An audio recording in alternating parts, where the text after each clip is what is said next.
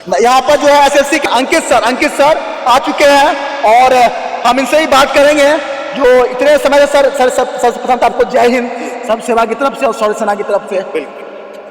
मैं देख रहा हूँ घंटों भर से सुबह से बच्चे आकर के रोड पर घूम रहे हैं, बारिश में भीग रहे हैं, व्यवस्थाएं सुना रहे हैं, समाधान क्या? नहीं, इससे ज़्यादा अव्यवस्था वहाँ है जो सेंटर्स पे, ये कुछ भी अव्यवस्था नहीं है इन बच्चों के सामने, इनके दुख के सामने, इनके दर्द के सामने, क्योंकि ये अलग अलग राज्यों से आए हुए बच्चे हैं और कोई भी बारिश में क्यों भीगना चाहेगा जब तक उसको अंदर से कष्ट नहीं होगा। उसको अपना भविष्य इनसिक्योर लग रहा है कि एसएससी के हाथों में भविष्य दे रखा है और वो शायद अब इनसिक्योर है।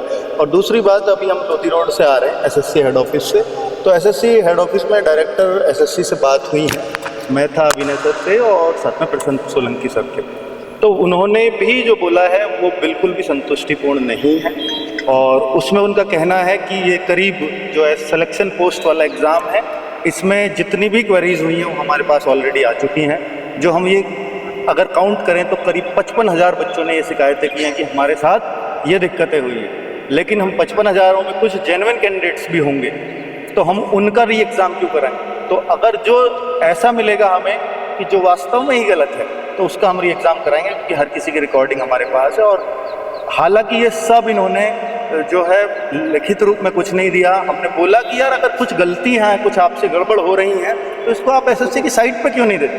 तो कहते हैं आप लोगों से डरते हैं, हम कि आप लोगों से डरते हैं, आप लोग ये इसका डरते हैं और जब करते हैं तब क्यों नहीं डरते हैं? बिल्कुल बिल्कुल वही बात, उसी बात को मैं कह रहा हूँ। तो वहाँ उनका जवाब इतना असंतोषजनक था कि आप लोगों से डरते हैं, ये कौन सा तरीका है? आप अगर हम लोगों से डरते हो तो फिर जो हम कह रहे हैं सारी बातें मान लो भाई। अगर हम ऐसे तो आज तक पहले एसएससी में नहीं हुआ, 2017 में दिक्कत हुई तो 2017 में मुद्दा उठाया, सॉल्यूशन हुआ।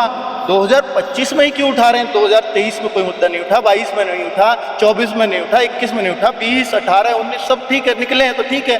लेकिन आज सारे टीचर्स अगर एकजुट होकर के कह पा रहे हैं तो वास्तव में उनको मानना पड़ेगा कि स्टूडेंट्स के साथ गलत हुआ है, तभी वो इतने सारे शिक्षक एक साथ आए हैं। और ये बच्चे बिना बुलाए आए हैं। जिस दिन इनको अगर बुला लिया गया तो शायद फिर यहाँ पर बहुत मतलब इतना बच्चा होगा कि हर रोड पे, हर चौराहे पे, हर गली में बच्चा ही बच्चा दिखाई देगा, क्योंकि इन शिक्षक से हर बच्चा जुड़ा हुआ है।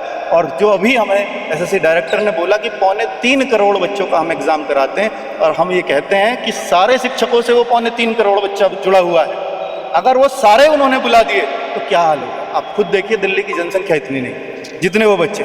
बिल्कुल बिल्कुल तो इस बात का लॉजिक उनको भी समझना चाहिए कि अगर ये कोई इशू को लेकर के आ रहे हैं तो इसको सुलझाना होगा। वहाँ बहुत पॉजिटिव बातें नहीं लगी, कुछ पॉजिटिविटी उन्होंने अपनी तरफ से दिखाई कि हम इस मुद्दे को सुधारेंगे, हम इस मुद्दे को सुधार देंगे। कैसे सुधारेंगे? कि आपको सीजीएल का जो एग्ज़ाम होगा इसको हटाने की कोई बात नहीं है, लेकिन आप देख रहे हैं जिस दिन से सिलेक्शन पोस्ट का एग्ज़ाम शुरू हुआ है और दिन प्रतिदिन ये जो है बेहतर होता जा रहा है, आपकी शिकायतें कम होती गई। हमने बोला ऐसा नहीं है, शिकायतें कहाँ कम होती गई, शिकायतें तो बढ़ रही हैं।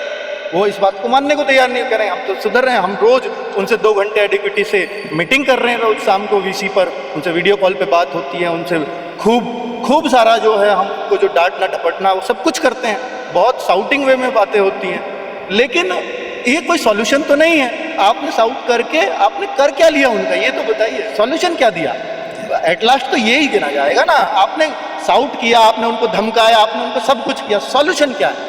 तो सॉल्यूशन के नाम पे उनके पास कुछ नहीं है। तो कह रहे हैं कि सीजीएल तक हमने वो सारी जो मांगे थी, जो डिमांड थी, उनको पहुंचा दी, उन्होंने रख ली है।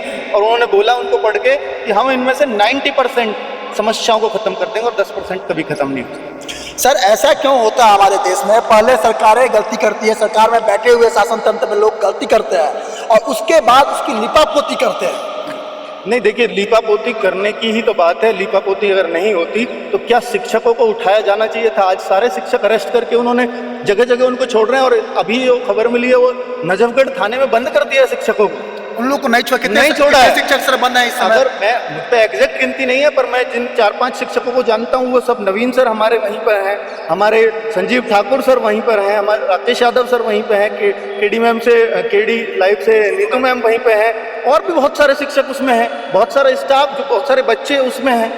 तो ये तो कहाँ का न्याय है? क्या वो कहीं कोई पब्लिक प्रॉपर्टी को नुकसान पहुँचा रहे थे?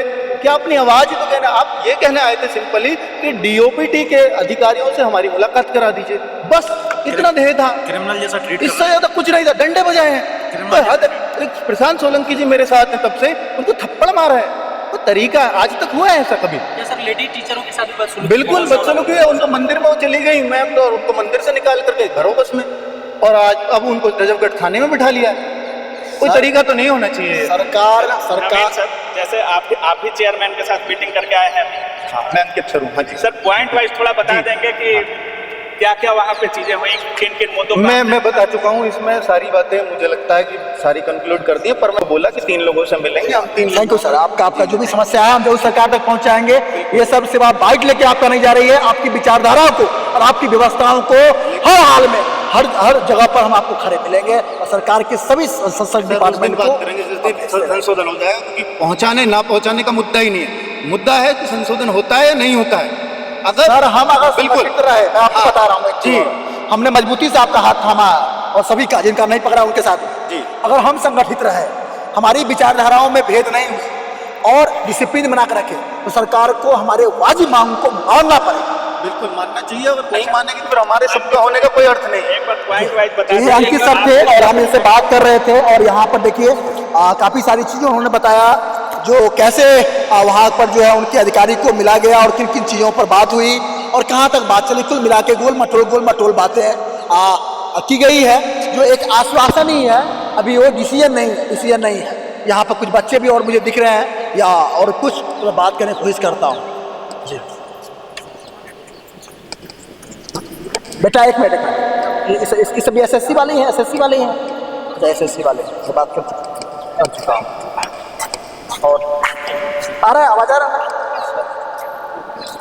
तो ये देख चाहो तो कैमरामैन घुमाइए, आप ये देखिए दिल्ली के जंतर मंतर से एसएससी एग्जाम में हो रहे भेदभाव के कारण भारत भर से इस बारिश में भीगते